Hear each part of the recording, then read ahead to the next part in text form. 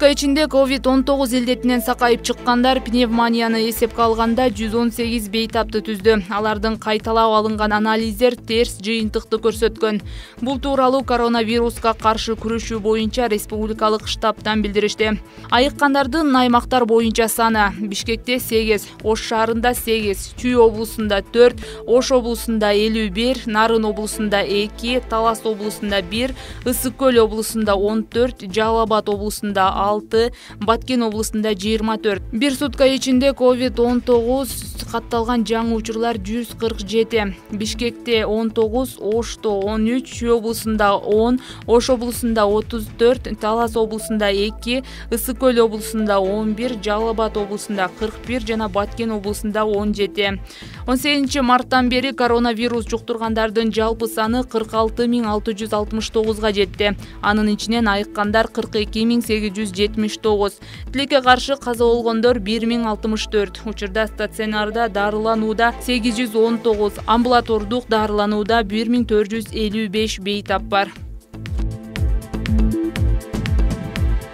Экономика министрлигине караштуу банкроттук иштер боюнча департаментинин директорунун орун басары пара берип жаткан жеринен кармалды. Бул тууралуу Улуттук коопсуздук мамлекеттик комитетинин коррупцияга каршы күрөшүү кызматы билдирди. Аталган аткаминер өзү менен иштеген адамга 100 000 сом пара берүүгө аракет кылганы айтылат. Кармалган кызматкер банкроттук уюмдардын активдерин төмөн баада алуу үчүн туруктуу коррупциялык схема түзүп алган.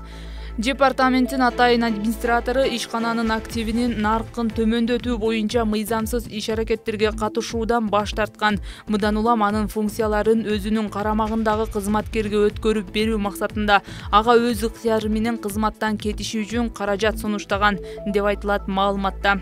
Директордун орун басарынын кызматтык бөлмөсүнө тинтүү жүргүзүлгөндө 1.331.300 сом табылган.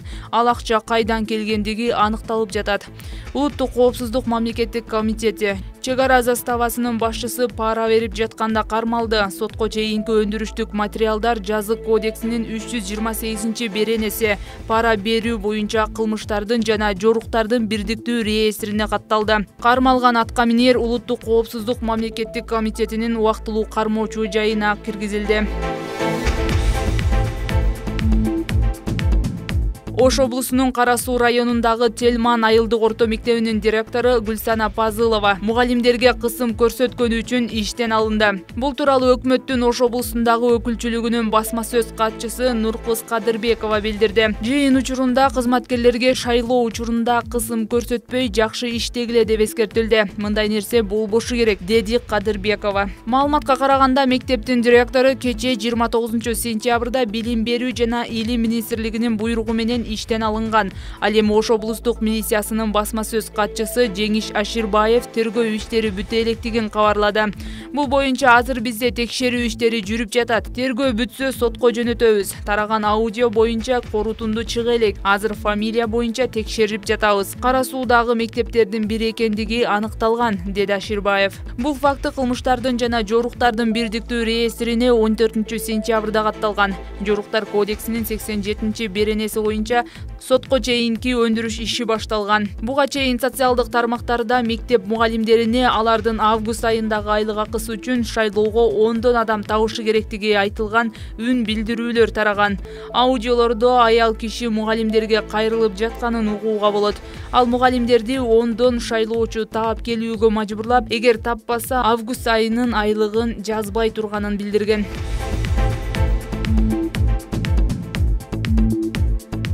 Добуш берүү укугу бар 437.384 кыргызстандык жаран 4 октябрдагы шайлоого катыша албай калышты. Буга алардын биометрикалык каттоодон өтпөй калганы себеп. Бул тууралуу Көз карандысыз мамлекеттер шериктештигинин байкоочу комиссиясынын Кыргыз Республикасындагы парламенттик шайлоого жүргүзүлгөн байкоолор тууралуу отчетунда айтылды. Миссия отчетунда мамлекеттик каттоо кызматындагы маалыматтарга таянган.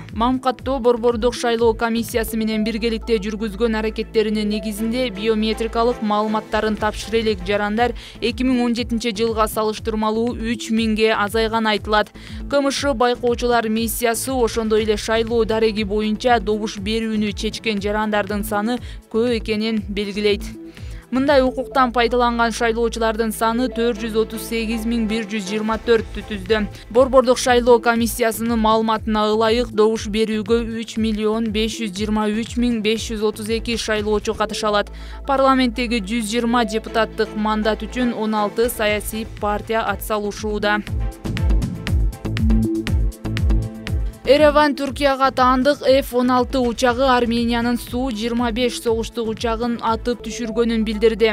Армениянын тышкы иштер министрлиги учактын учкучу өлгөнүн айтууда. BBC Түркия бул маалыматты четке какканын жазды. Шейшемби күнү Түркия президентинин жардамчысы Фахреттин Алтун Анкара тоолуу Карабакты алуу үчүн Азербайжанга колдоо көрсөтүүгө толугу менен даяр экенин билдирген. Түркиянын президенти Режеп Тайып Эрдоган Армения Азербайжандын оккупациялап алган жерлеринен чыгып кетиши керек деп айткан. Ошол эле маалда жамааттык коопсуздук келишим уюму боюнча Армения менен өдөктөш болгон Орусия Түркияга кайрылып, Бакунун ачык колдоодон карманууга жана маселени дипломатиялык жол менен чечүүгө көмөктөшүүгө чакырууда. Шейшембиде Азербайжандын коргоо министрлиги Армения алардын Дашкентсан районун аткылаганын билдирди. Мекеме тараткан маалыматта 29 сентябрга караган түнү эки тарап чектешкен аймакта айыгышкан салгылашуу болду. Армян тарап 29 сентябрда саат 7:30 Варденис районунун Азербайжандын Дашкентсан районун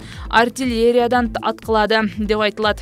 Ереван Бакунун мындай дооматын карандай калп деп жокко чыгарды. Армениянын коргоо министрлиги атышуу ар кандай ыргакта уланып жатканын билдирди. Армян коргоо министри Азери аскерлери Варденис айылына ок жаадырышканын кабарлады. Азербайжан менен Армения жектешкен аймакта 27 сентябрдан тартып кырдаал курчуп жатат.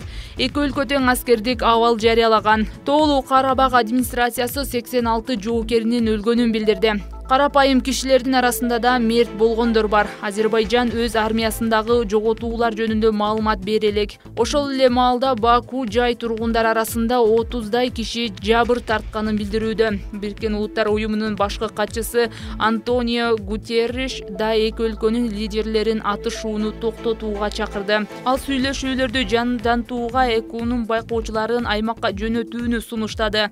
Баку менен Ереван 1990-жылдагы тоолуу Карабак чатагынан бери касташып келет. Армения колдогон жикчилдер 1990-жылдардын башында Азербайжандын негизинен армян улутундагылар байырлаган бул аймагын ээлеп алган. 30 миңдей кишинин өмүрүн алган бул чатакта жөнгө салуу боюнча дипломатиялык аракеттерден азырынча майнап чыга элек.